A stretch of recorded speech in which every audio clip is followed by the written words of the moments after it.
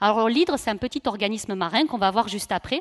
Il doit son nom à l'hydre de Lerne, qui était un des 12 travaux de Hercule. En fait, à chaque fois qu'Hercule faisait face à l'hydre, il coupait une tête et elle repoussait automatiquement.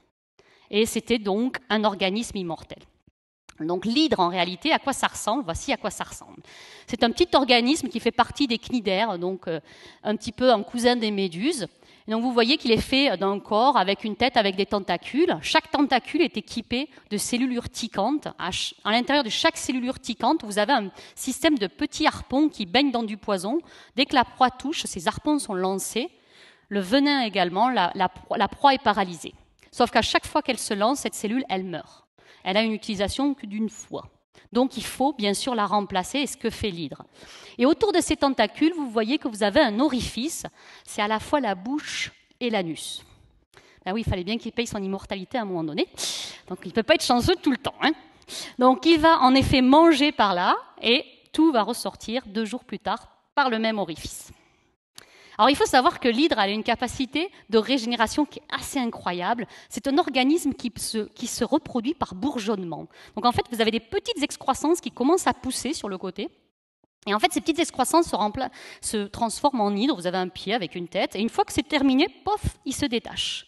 Et elles peuvent faire comme ça des fragments tous les 2 jours. Donc vous imaginez la multiplication de cet hydre. Encore plus incroyable, vous prenez votre hydre, vous la coupez en 2.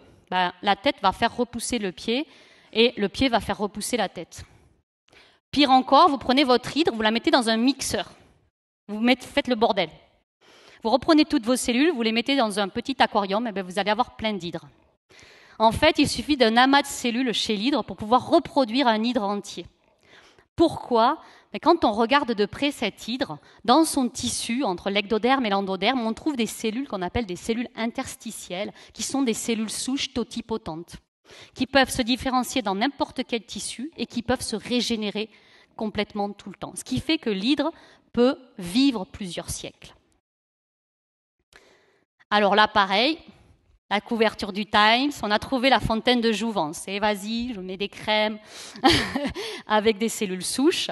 Là, c'est la même chose que la télomérase. Un petit peu de cellules souches, c'est bien. Trop, ça devient un petit problème. Alors, il faut savoir que, par exemple, il y a une patiente qui s'est injectée des cellules souches dans les paupières pour gommer les signes de vieillissement. Et elle a eu un os qui a poussé dans l'œil. Donc, il faut éviter, quand il y a des choses comme ça qui sortent, de faire tout et n'importe quoi. Un petit peu, c'est bien. Trop, c'est pas bien du tout.